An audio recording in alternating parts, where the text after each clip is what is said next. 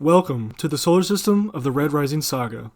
This sci-fi epic takes place roughly 700 years after Earth first colonized its moon, naming it Luna. The moon provided a harsh environment for those new settlers, and to cope, they devised a caste system based on color. With this increased efficiency made from this, Luna was able to conquer Earth and colonize the rest of the solar system. As this society spread, the caste system became even more stratified. For example, the leaders of the empire, the Golds, used Reds as basic laborers, even telling them lies to keep them happy. Our story begins in one such predicament. The underground society of Reds on Mars are fed lies that they are the first colonizers there, and that they are responsible for doing harsh work in order for the future of mankind to be able to live on terraformed Mars. However, the terraforming was done centuries before, and the underground Reds are just used to continue mining of resources. Darrow and Io are two young lovers in the underground Red encampment. They one day escape their captivity and visit an underground forest illegally. Because of this, Io is hung by the leading Golds. Before she dies, she sings a rebellion song that is seen across the underground encampments and is a rallying cry for the Reds. The gravity is so on Mars that Darrow had to pull her on her legs to complete the hanging humanely. After this utter destruction of his life, the 16-year-old illegally buries his wife, which lands him in a hanging sentence, but not before his uncle could drug him and escape with him. His uncle and other escaped Regs, along with other lowly colors, created the Sons of Ares, a group dedicated to defeating the hierarchy of the society.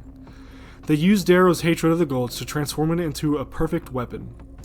Mickey, a violet, Matteo, a pink, and Harmony, a red, artificially and culturally changed Darrow into a gold. He is to be a sleeper agent within the society. The now near 7-foot-tall Gold Darrow is challenged with how to infiltrate the society. It is decided that he will take aptitude tests and will attempt to enter the Institute on Mars. This Institute is a battle royale-like game that is used to weed out the weak Golds from the powerful and cunning. Darrow is chosen by Lorne, one of the headmasters, to become House Mars. Here he befriends begrudgingly many Golds, who he will later have either great relationships with or rivalries. In the Institute, Darrow becomes the leader of the House of Mars and wins the game, gaining the support of many powerful Gold families.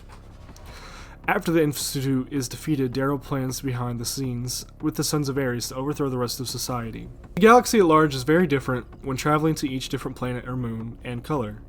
For example, the Obsidians of Mars are a race of genetically enhanced humans who are the war machines for the Golds. They are given their own lie, not unlike the Reds. The Obsidians of Mars poles are very different from the pirate-like ones described in Book 2 and in the Outer Systems. As well, there's a monumental tension between inner and outer planets. The moons of Jupiter and Saturn hold a more traditionalistic society, still dominated by Golds.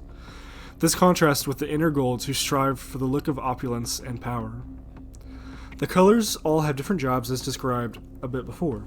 Reds are the laborers, Obsidians and Greys are the fighters, Pinks are pleasure-enhanced humans, Violets are artistically enhanced humans. More examples include the Yellows, who are doctors and researchers, Whites, who work in judge jobs and are clergymen, Oranges, who are mechanics, and so on. The saga deals with the ideas of oppression and the cost of rebellion. It's deeply personal. It explores themes of loyalty, betrayal, and what it means to lead. Darrow is constantly torn between his red roots and gold persona he's adopted. The people he meets along the way, Mustang, Severo, Cassius, and others, test his resolve and force him to confront the cost of his rebellion. The story isn't just about toppling a corrupt system, it's about what comes after. Later books like Iron Gold and Dark Age dive into the chaos of revolution and the challenges of rebuilding. The society isn't so easily destroyed, and the fight for freedom only grows more complicated as new alliances form and old enemies resurface. Red Rising is brutal, emotional, and packed with unforgettable moments. Whether it's Darrow's time in the Institute, the battles waged among the stars, or the quiet, gut-wrenching losses he faces, every page hits hard. The saga will make you cheer, cry, and question what you'd be willing to sacrifice for a better world.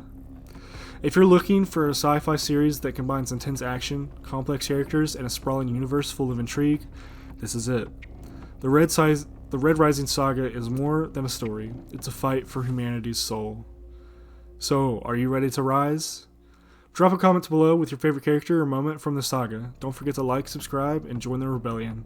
Until next time, stay sharp and break the chains.